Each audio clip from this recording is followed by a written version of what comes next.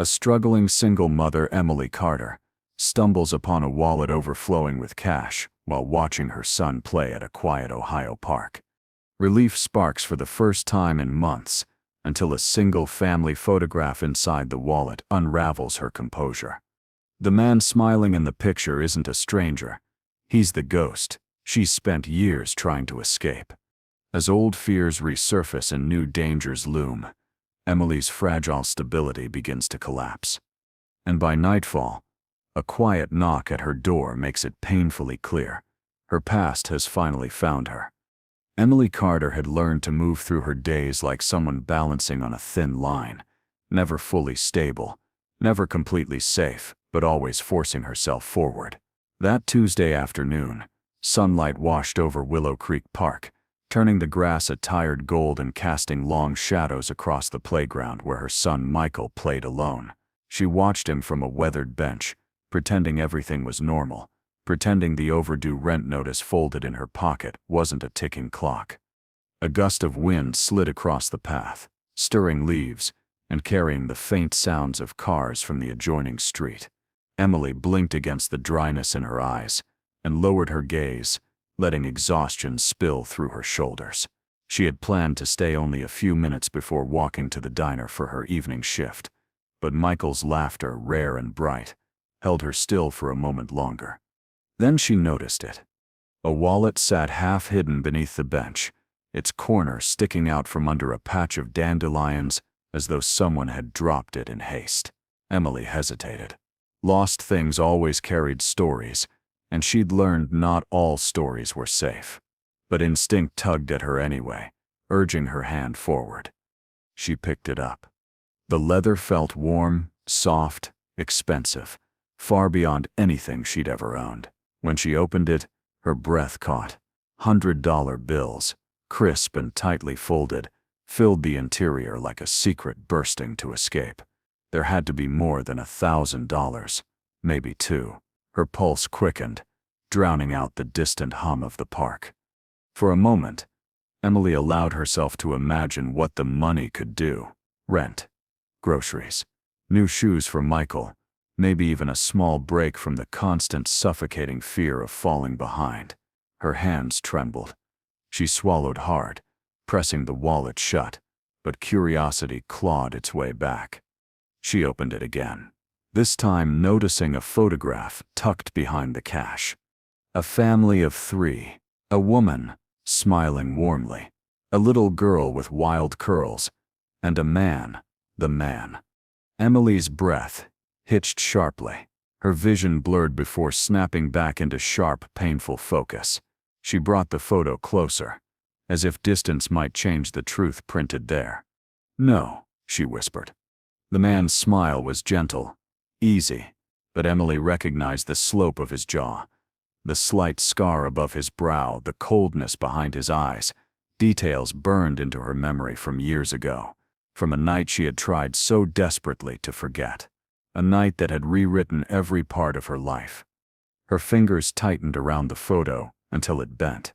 She forced herself to look away, scanning the park as if he might suddenly appear, but Willow Creek remained quiet, the only movement coming from Michael running across the grass, chasing the echo of childhood she struggled to preserve. Emily stuffed the wallet into her bag and rose abruptly from the bench, her heart hammered with a frantic, unsteady rhythm. She didn't know how the man from her past had ended up connected to a wallet full of cash. She didn't know why fate had tossed it at her feet, but she knew she couldn't stay there. "Michael," she called, her voice thin. "Time to go." He ran to her, cheeks flushed, hair tousled by the wind. "Yeah, sweetheart. Mommy Sit's got work." They walked home with the late afternoon sun pressing against their backs, each step dragging her deeper into the storm building inside her. Her old apartment complex loomed like a tired fortress, peeling paint, sagging railings, windows that never quite closed. The hallway smelled faintly of bleach and old carpet. She kept Michael in front of her, forcing her breaths to remain steady. Inside the apartment, she locked the door. Only then did she pull the wallet from her bag again, The money glowed under the dim kitchen light, mocking her. She placed the cash on the table, then laid the photo beside it.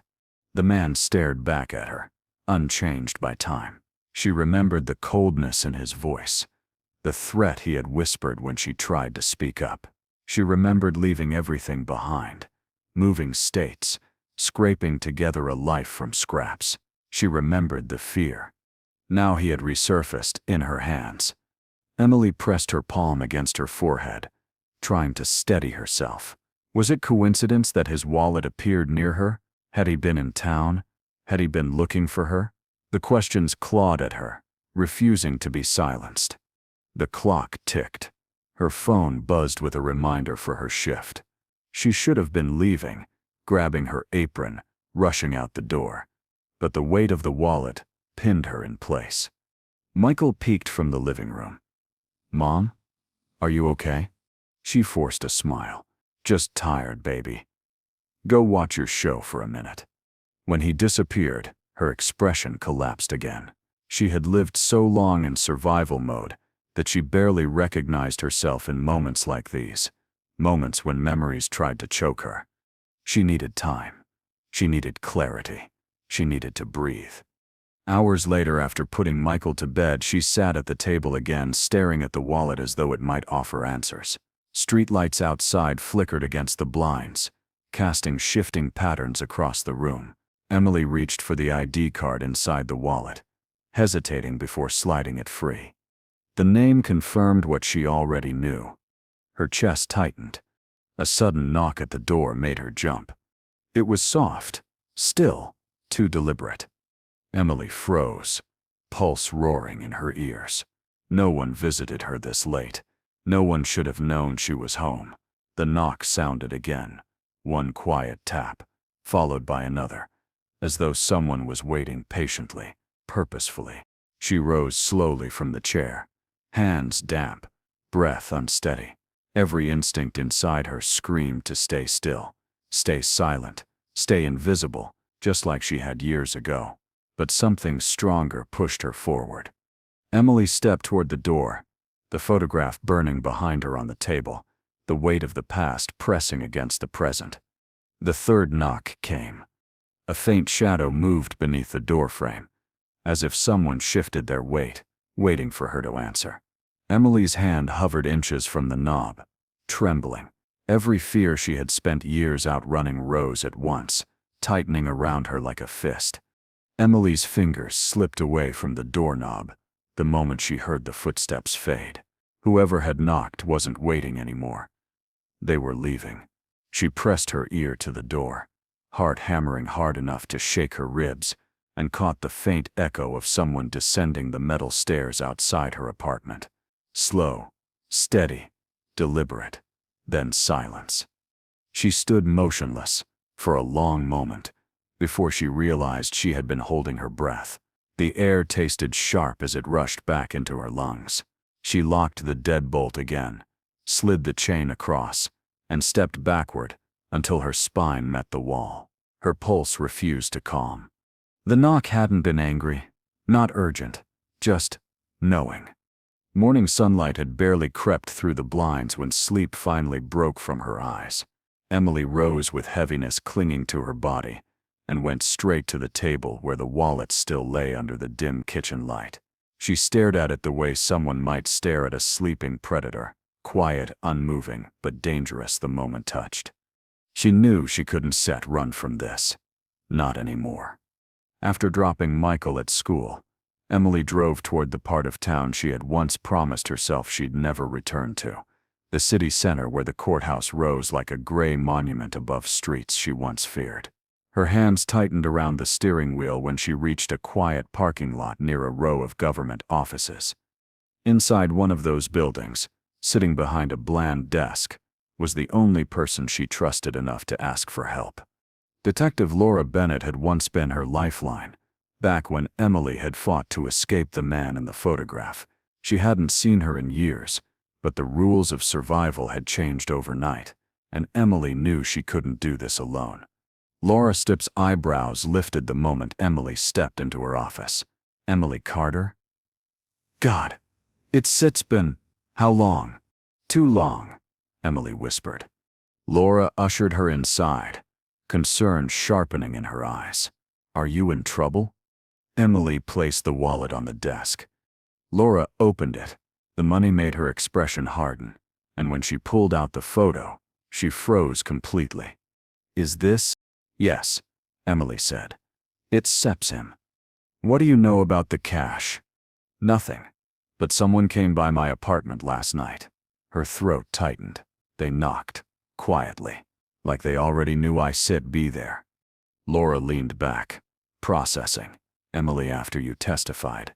He disappeared. No records, no sightings, nothing. Most of us assumed he left the state. Emily shook her head. He didn't leave. He Sep's here, and he has a family now. He had a family back then too, Laura murmured. Emily flinched. She remembered the wife she once tried to warn, the threats, the silence that followed. Laura exhaled. Do you want me to look into him again? Officially? Emily swallowed.